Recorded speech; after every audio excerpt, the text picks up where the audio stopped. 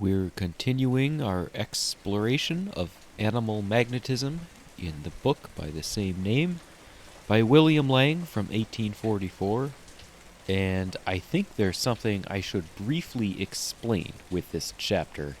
When he starts talking later about phrenomesmerism, he's referring to phrenology, and that's back when they thought the brain could be divided up into all these regions corresponding to emotional states like combativeness or cautiousness or acquisitiveness and love of life and all sorts of things. And they thought that they could activate these different regions of the brain in someone when they're mesmerized. So when he talks about putting your finger on the organ of acquisitiveness, that's what that is all about. I guess this used to be common knowledge, but we don't really do phrenology anymore for various reasons, so I just figured I should clear that up before we begin. And now let's get into the chapter. He's been saving some of the weirdest stuff till now, so here we go. Chapter 7. Some of the phenomena now to be described are of an even more extraordinary nature than those previously laid before the reader. As regards community of sensation between the operator and a patient, and other experiments of that nature, they have been so often tested that there cannot be the slightest doubt of their truth, and we would only be disposed to hesitate when the power is claimed on behalf of clairvoyance of being able to see and describe what is going on in other places, possibly at a distance of many miles. Wonderful, however, as these statements are, they are as well authenticated as any facts in mesmerism.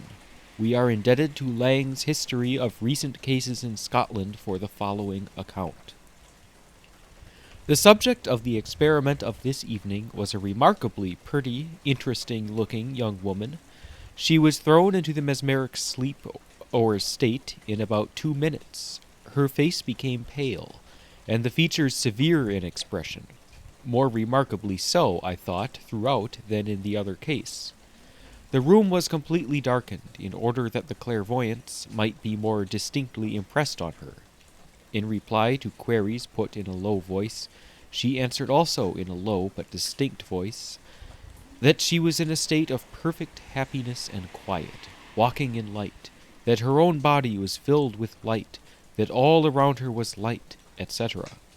She answered a vast number of questions in regard to the houses of different individuals, some of these with most extraordinary precision. She was desired to describe the parlor of one of the friends who accompanied me. She replied immediately that it was a square compact room with some pictures on the walls, some large, some small, and pretty far apart, a high case at one side like a bookcase with glass doors. The light hung from the roof. A lady was sitting at a table in the room knitting or sewing. Was there only one lady in the room? Only one. And in the house? In another apartment, which seemed a kitchen, there was another lady speaking to a servant girl. Were there any animals in the house? Yes, a cat was near the lady in the kitchen. This was an exact account of my friend's parlor and domestic establishment. She was desired to go to my house, and upstairs to the front room, then to describe the room. It was a pretty room, not the ordinary shape, not with 4 sides, and there was a kind of cut-in. She drew the plan of the room on the palm of her hand with her forefinger. It is this shape. And there's a little illustration that looks like a square with a corner cut out. Which it is. She was asked to go to Mr. J.B.'s house in St. Mungo Street, Barony Glebe. She went at once. It is round the corner upstairs. How many stairs up? As high as you can go, the top of the land. This last query was put by my friend, who had told Mr. J.B. in the forenoon where he was going that night. Mr. J.B. said to him half in jest, "Take her to my house in St. Mungo Street, as I shall not be home all night." The situation of the house was described with perfect correctness. The following account was drawn up by a gentleman from England, who was on a visit to a friend in Glasgow about the end of March 1843, and had 2 or 3 opportunities afforded him of seeing Isabella H. Learning, soon after my arrival at Glasgow, that a gentleman with whom I was acquainted was going to see a person mesmerized, I requested and obtained permission to accompany him. I was anxious to do so, as I had read some of the works on mesmerism, and the statements of the friends of this science appeared to me so preposterous that I had become exceedingly incredulous on the subject. We accordingly went to the place at the appointed time, there being no one present except my friend who knew anything about me. I will not enter into a detail of what occurred that evening, and will only remark that what are called the physical experiments were eminently successful. The patient was afterwards requested to go to my house and describe its external appearance and position, also to go into it, and to describe the furniture of one of the rooms, which was in some degree peculiar. The description she gave was very near correct. What I saw and heard that evening compelled me to alter my opinion, and to acknowledge that mesmerism was real and not simulated. I was, however, very desirous of seeing more of the phenomena, and willingly took advantage of another opportunity of doing so. On this occasion there were 8 gentlemen present. The patient was mesmerized in what I understand to be the usual way, and her eyes were bandaged, so as to satisfy all present that it was impossible she could see. The operator was, by a sign, desired to go into another apartment and to wish her to come to him, which she did, first coming into the middle of the room. He was then requested to seat himself on the opposite side of the room and wish her to come to him. She did so, stopping a little beside 2 gentlemen and crossing over. Mr. C sat down before her, took hold of her hands, and put something in his mouth known only to himself. She described it as being hot and very disagreeable, her face at the same time assuming the expression of a person taking disagreeable medicine. She began to be sick and was nearly vomiting. It was the end of a cigar, and the gentleman said if he had kept it much longer in his mouth he would have been sick himself. Mr. B sat down, took a snuff silently while he grasped her hands. It immediately caused her to sneeze several times, and so naturally as to satisfy us all that she actually felt the sensation which snuff produces on persons unaccustomed to it. Ammonia was applied to her nose without producing any effect. It was then placed to the nose of the gentleman who had hold of her hand, who was desired to choose his own time for inhaling. The moment he did so, she pulled away her hands, said it was not right to do so, and that they had put something to her brain. Mr. C also tried taking snuff, and it produced the same results as before. Asafoetida was inhaled by a gentleman, and she described it as being very bad and disagreeable. The light was flashed across her face. She said a great darkness had come upon her. These gentlemen tried in turn to wish her to raise one of her hands, and they all said she had done so, and the precise hands they had wished. She was pricked with a pin without manifesting any feeling, but on the same being done to the gentleman in contact with her, she pulled away her hands and rubbed them on the part corresponding to that which the pin had been applied. His hair was also pulled, and she put her hand to her head in a similar way. Mr. A then requested her to go to his house, which she did with no other clue, and described it very accurately, giving an exact account of his wife and some other members of his household, and what they were doing, so as to completely satisfy Mr. A of her power of clairvoyance. He said, when he left us, that he would not be able to sleep all night after what he had heard and seen.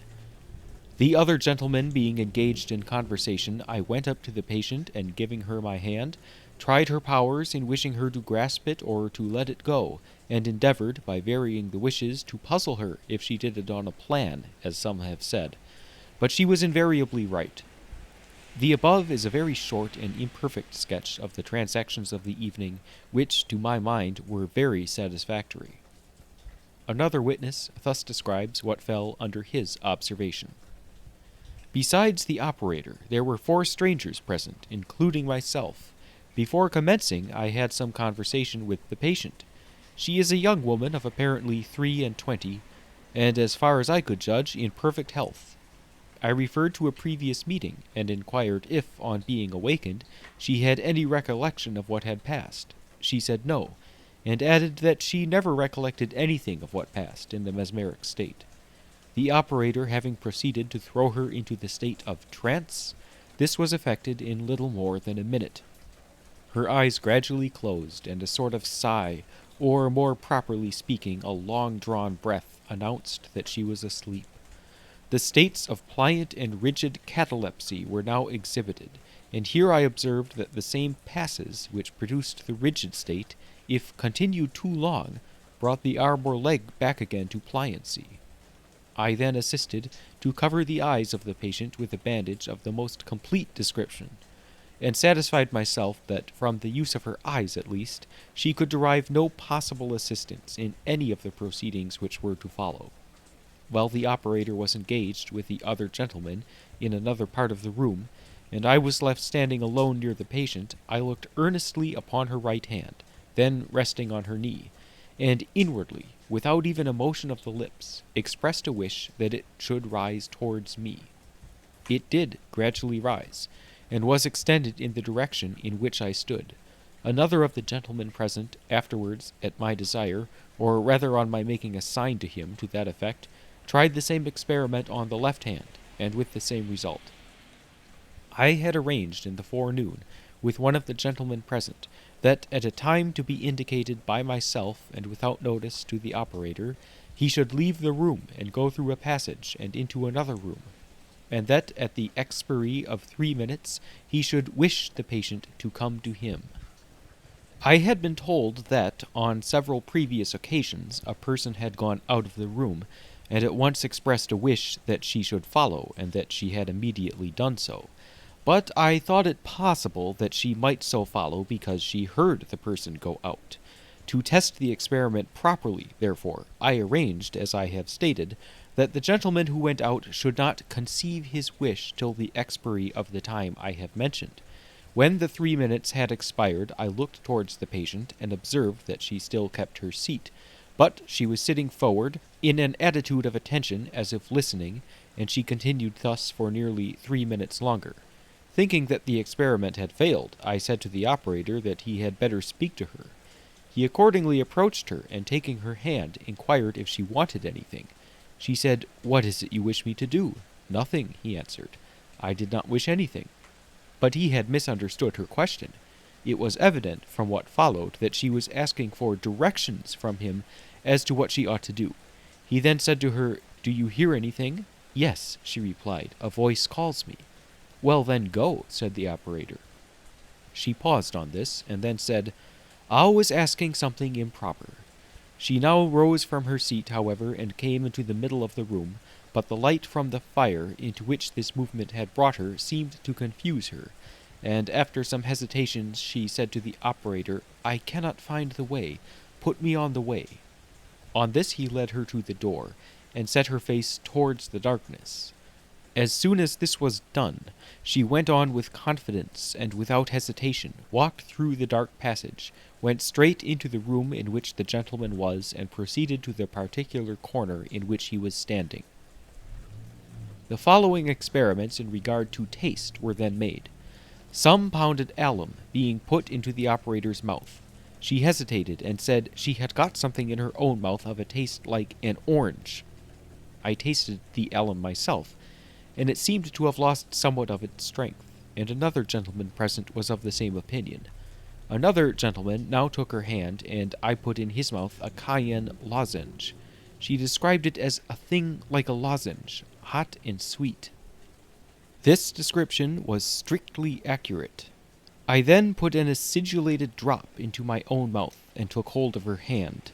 She called this something round, a confection or sweetie. But upon another gentleman putting some common salt in his mouth and taking her hand, she said she had something worse and watery in her mouth. She was now tried with tea, and said she tasted something like aloes, something which drew the mouth together. It was strong tea, and of course astringent, but the taste she described may partly perhaps have been produced by some combination of the alum, which she had previously tasted, with the tea. For I observed from several experiments that in some cases she did not immediately perceive what was in the mouth of the operator, that on the contrary she did not seem to taste it till some time afterwards. A piece of sugar was next put into the operator's mouth, and she said she had got something sweet. One of the gentlemen present then put some bitter aloes into his own mouth, and after he had it some time there, he took hold of the patient's hands. "What have you got now?" was asked. "It is bad," she said. "It is strange stuff." And after an interval, during which her mouth was moving as if tasting something unpleasant, she added, "It is awful bad." Indeed, she got so evidently distressed and annoyed at the taste that the operator asked her if she would have some water. She eagerly said she would, and some was procured in a glass. A curious scene now followed. She took it into her hands, paused a moment, and then returned it to him. "Well, what is it?" he asked. "You have not blessed it," she said. He took it from her, held it a few seconds, and then returned it, saying, "Well, there." She raised it towards her mouth, but again stopped, and said, "It is strange that you will not do as you ought," and then a second time gave it back untasted. I did not know what she meant by having the water blessed, but in order still farther to pursue the experiment, I motioned to the operator to give it a third time to her without doing anything to it. He did so, and she now said in a kind of plaintive voice, "Must I take it this way?" The operator was now about to comply with her wish, but at my desire he asked, "Can you not take it so?" To which she answered in a low, solemn tone, "It is not meet that I should." The operator now took the glass, and having breathed into it, returned it to her. On this she drank from it eagerly. As she still complained of the taste of the aloes, however, the operator asked us if we had anything pleasant to the taste, on which I took her hand and put into my own mouth some acid drops, which I broke and swallowed. She remarked that that was pleasant, that the taste was better now. This was the last of those experiments which may be said to fall under Mr. Townshend's description of facts connected with the senses, or which illustrate the close affinity between the mesmerizer and his patient, indicative of some medium of communication existing between them. What followed was an experiment of a different class, one, namely, to test that extraordinary faculty, as ascribed to mesmeric patients, of being able to describe places at a distance, which they never could have seen, and to tell what is going on at the moment in any given locality. I had agreed in the forenoon, with one of the gentlemen present, that the patient should be asked to describe the internal arrangement of the house of a third party. In 3 rooms of it, there were articles of furniture so uncommon as to exclude the possibility of a description being given of them by guess, and one of the rooms had, by previous arrangement with the proprietor, been prepared that evening in a particular way. I may mention that while conversing with the girl before she was put asleep, I endeavored to make her understand the locality of the house in question, but without telling her whose house it was, so as to make sure that she would get to it in the mesmeric state. But she did not know the place, and apparently could not follow the description which I endeavored to give her. I need not go through the account which she gave of it in her sleep-waking state. Suffice to say that she found it out and described it with accuracy, including a minute description of the state of that room which had been purposely arranged in a particular manner. In nothing did she go wrong, except in describing the proprietor as being in one room when he was in another. It was altogether wonderful. I offer no opinion on the matter, but of this I am satisfied that trick or collusion there was none, and could be none. Mr. Robert Chambers, in one of the numbers for July 1843 of the well-known Edinburgh Journal, has given the following details of some occurrences which were witnessed recently in Edinburgh. A friend of ours, a German, a man of letters and extensive information, not previously a believer in mesmerism, asked Mary, the somnambule already spoken of, to accompany him to his father's house on the banks of the river near Stettin. She did so, and described the country, the house, and everything in it with the greatest correctness. Another friend, a lady, requested the patient to accompany her to her father's house in a secluded part of East Lothian. She did so, described it minutely, as well as its environs, and stated that in the parlor she saw an elderly lady rubbing her ankle on a footstool, the part being sore. The lady's mother really had a sore ankle, Even to the number of sacks in the barn and the way in which these were arranged, the description was found to be strictly correct. A third person, who for several years had used an uninhabited house for the purpose of keeping some spare furniture, requested her to go to it with him. This house, it may be remarked, has been scarcely entered by any but himself for the last 4 or 5 years.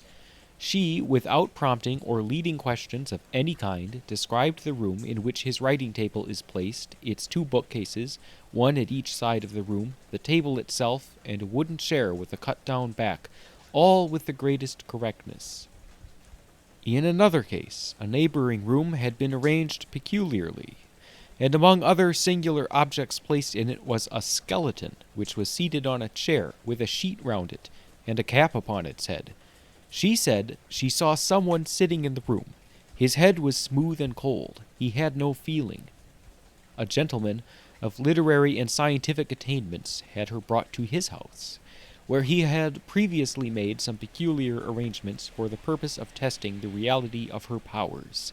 She was asked to say what was in a closed box placed before her.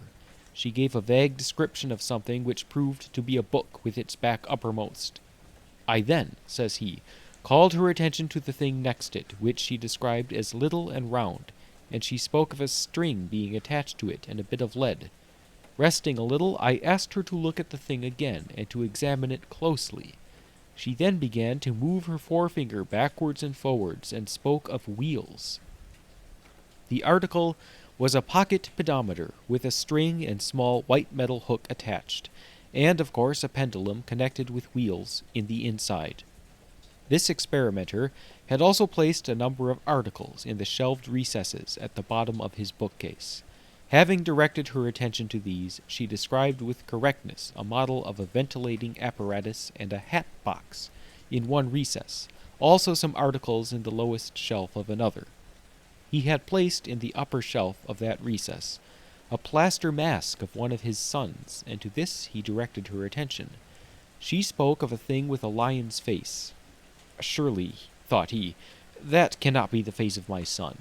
Then she adverted to another beast, and to a thing like what the queen wears on her head. His lady, standing by, observed that she was evidently describing the royal arms. It was held to be a failure, but in the evening, making particular investigation into the subject, it occurred to him to unpack a small patent coffee mill, which he had bought some months before but neglected, and which lay on the bottom shelf of the recess. On the side of that mill was a small brass tablet, affixed by the maker to denote his patent, and which contained the royal arms. On the supposition that she had not followed him from the lower to the upper shelf, the description might be presumed to be correct.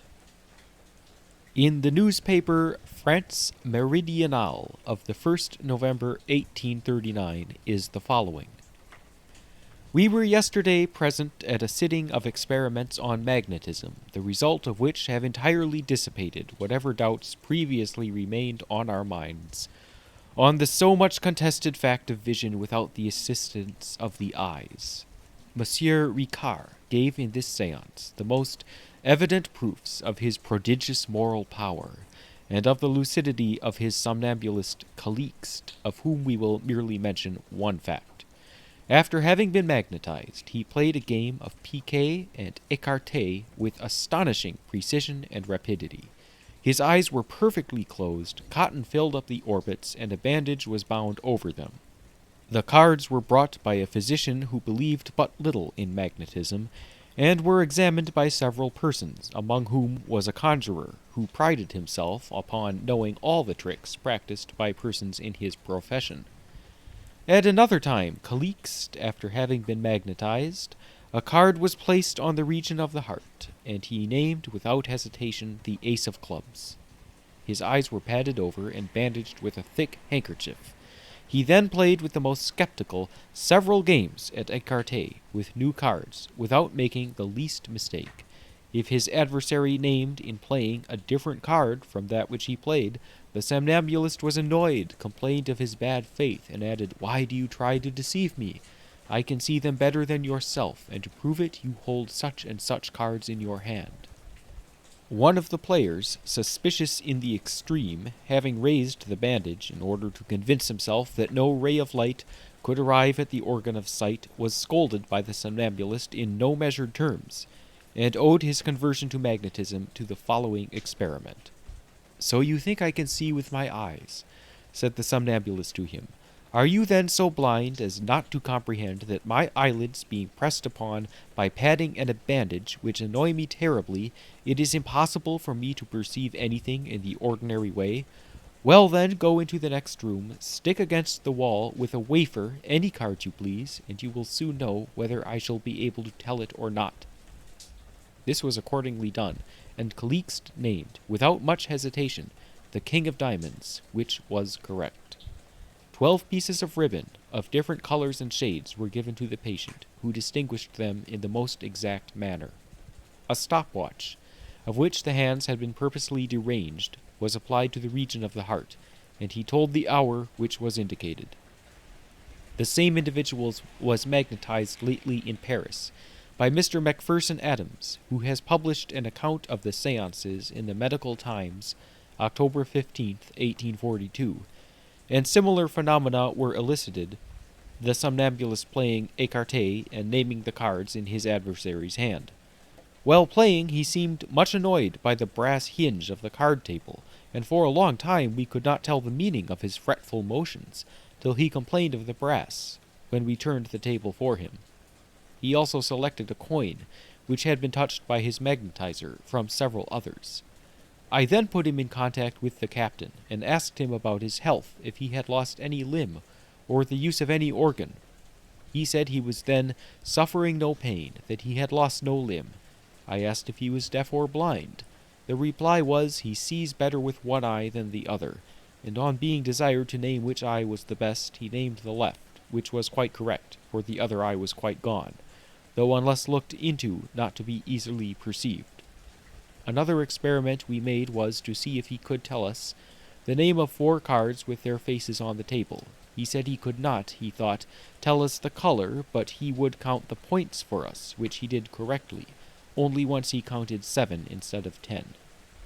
After some farther experiments of reading in books and words written in small characters, which the somnambulist performed correctly, the narrator says, "I then placed Monsieur Jump en rapport with him, and begged him to tell his complaint. He touched the end of his fingers, and then carried his own to his nostrils and forehead.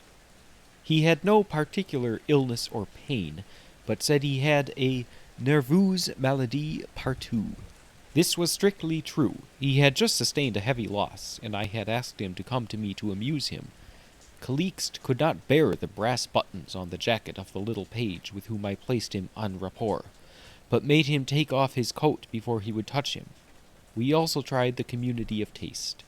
I ate a piece of sweet biscuit, which he said was gâteau. I put a ginger lozenge in my mouth, which he said he did not know the flavor of, but said it was some kind of preserved fruit, but that he was not acquainted with those tastes.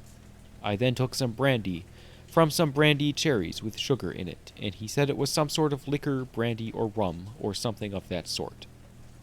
On perusing this case, as the narrator courted investigation, I wrote to a friend in Paris to be present at some of the experiments, who replied, "In reference to Mr. Macpherson Adams, before receiving your letter, I had attended 1 or 2 of his magnetic seances, and witnessed some experiments that puzzled me not a little.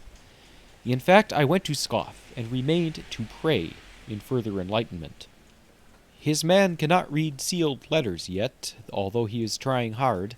Calixte played écarté with me, told the cards in my hand with his eyes bandaged, etc. I was not a little annoyed at being beaten by a blind man." The same gentleman wrote 2 words, "C'est incroyable," at a distance from the somnambulist, who recognized them on the paper being brought to him, although his eyes were tightly bandaged.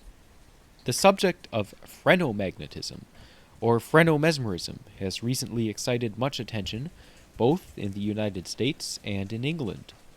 The term has been applied to the power of exciting peculiar manifestations in the various departments of the brain as mapped out by phrenology. Dr. Elliotson and others, who believe in both mesmerism and phrenology, maintain that the manifestations are so many proofs of the truth of phrenology, while Mr. Colquhoun, who rejects phrenology, accounts for them by the supposition that they are produced by the will of the operator, that the latter, by putting his hand upon a particular organ, naturally looks for a certain result, and that it is produced accordingly, through the community of feeling existing between him and the patient. We are unable to agree fully either with Mr. Colquhoun or Dr. Elliotson. The will of the operator we conceive to be totally insufficient to account for the varied manifestations of phrenomesmerism. The individual, placing his hand upon the organs, may be an utter skeptic in phrenology, or he may be ignorant of their position, and therefore not aware of the effect about to be produced, and yet the manifestation may be correctly produced. On the other hand, we think Dr. Elliotson mistaken in placing so little reliance on the power of the operator's will. We have seen many curious results flow from the mentally expressed wish of the operator. On one occasion, when the brother of Catherine M. had excited in her the love of approbation, she began to decorate her person, took down her hair, and commenced to comb it. The manifestation stopped the instant the finger was removed.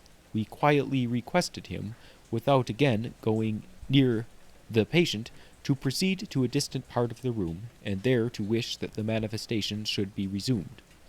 On his doing so, she commenced at the part she broke off, went on with the duties of the toilet, and did not stop until he had again come near her.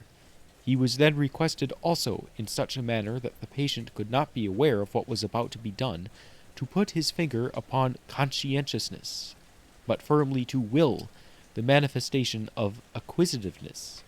It appeared to some present that there was a conflict going on for a time in the mind of the patient, but the practical result of the experiment was that she picked her brother's pockets. He then ceased to wish, keeping his fingers still unmoved upon conscientiousness, when she threw away the articles of which she had possessed herself, and exhibited strong marks of shame at having been detected in an improper act. We do not bring forward these facts for the purpose of disproving the organology of phrenology, but merely to show that the will of the operator, his wish unexpressed in ordinary language, has a powerful effect upon the minds of certain patients. A gentleman who, through the kind invitation of Dr. Elliotson, was enabled to witness some experiments in phrenomesmerism, about the end of May 1843, has given the following account of what fell under his observation. At the hour appointed, there assembled in Dr. Elliotson's drawing-room a party whom it would be exceedingly difficult to match for intelligence and beauty out of the metropolis. For besides that portion of the sterner sex to whom such an exhibition might be supposed to have its attractions, there were present stores of ladies whose bright eyes reigned influence, and it argues much for the interest which this subject creates amongst all classes, that a dissertation upon it should have the effect of drawing together, however small, a portion of the female aristocracy of England, who have at this season so many powerful objects of attraction of a more congenial nature, and it argues still more for the worth and intellect of the fair ones of the British court, that they should endeavor, by a personal inspection, to satisfy themselves of the reality of that condition which, when once established, bids fair to open up to us new views of the natural history of mankind. The first patient introduced was a young girl, who has been operated upon hitherto in spite of herself. She had all along been inclined to treat the subject with ridicule, and after having been prevailed upon to submit, has since formed one of the best illustrations of its reality. It took a considerable time to effect the transformation in this instance, in consequence of her extreme state of excitement. The change was at last effected, and by dint of continued and repeated trials, she was prevailed on to speak. Dr. Elliotson stood beside her chair, and sustained a conversation with her for a considerable period, while another gentleman stood behind her chair and pointed at, not touched, the various phrenological developments. The changes in her looks, temper, and replies were very apparent, and such as to satisfy anyone, since it was impossible that she could form the slightest idea of the effects intended to be produced, even admitting that these results were produced by trickery, which they evidently were not. The chair on which she reclined was wheeled into a corner, and she was left to awaken at her leisure. The attitudes into which she threw herself while in the course of awakening were very beautiful, and might have afforded models to the painter or sculptor. When awoke, she shook hands with and described her sensations to several of the ladies present. The next case was that of an elderly female, who, it was stated, had been cured by Baron Dupotet of epilepsy, of many years' standing. It is now several years since the cure was effected, and no return of the complaint has yet occurred. The holding of Dr. Elliotson's fingers to her eyes was attended with an immediate convulsive movement all over the system. In a very few seconds, she fell back in a state of intense rigidity, which could be removed by breathing upon any particular limb. In whatever position, however, the limb was placed, it almost instantly assumed the rigid state, exactly resembling the sudden setting of stucco in a mold. Several of the ladies went forward to examine for themselves, and each expressed their opinion that it would be impossible for the most expert impostor to imitate such a condition. The pointing to the various organs was now tried, and was attended with even more striking manifestations than in the former case. In short, whoever could believe that these results were the effects of imposture must have been possessed of even a greater amount of credulity than others, who humbly believed what they saw, and trusted to time and patient investigation for an elucidation of the mystery. The position which Dr. Elliotson holds as a man of science places him far above being benefited by any mere casual notice of his labors, and it is indeed gratifying to reflect that although the illiberal and bigoted of his own profession have attempted to impair his means of usefulness, there are many others who, while they have been benefited by him, have had the gratitude to acknowledge his services. On a side table in the same room in which this meeting was held, there stands, amongst many other articles of taste and virtue, a massive piece of gold plate bearing this inscription: "From William Charles Macready to John Elliotson, M.D., in grateful recollection of benefits which can never be forgotten or repaid." And it agrees with our own knowledge that from various more humble sources, acknowledgments of less intrinsic but equally moral value have stamped him as a man of humanity. To him who has labored so assiduously to mitigate the pains of suffering human nature may be addressed the words of the American poet Wilcox: "The good begun by thee shall onward flow, in many a wider stream and onward grow. The seed that in these few and fleeting hours thy hands unwearied and unsparing sow, shall deck thy grave with amaranthine flowers, and yield thee fruits divine in heaven's immortal bowers." Mr. Braid states that Mr. Vandenhoff, the eminent tragedian, was present on one occasion at an exhibition where the cerebral organs of a subject were excited in this manner, and after witnessing some experiments similar to the above, made the following observation: "If this is acting, it is the most perfect acting I have ever seen. In acting we aim at being natural, but there is generally some point in which we fail, but here I see nature's language in every point." Mr. Vandenhoff 2 days afterwards addressed a letter to Mr. Braid, of which the following is an extract: "I thank you for your kind invitation to witness a repetition of those experiments which so much delighted me on Saturday last, and with the results of which I was no less gratified than astonished. Never have I seen nature manifesting herself more distinctly, never so beautifully, as in the course of the exhibition on that evening.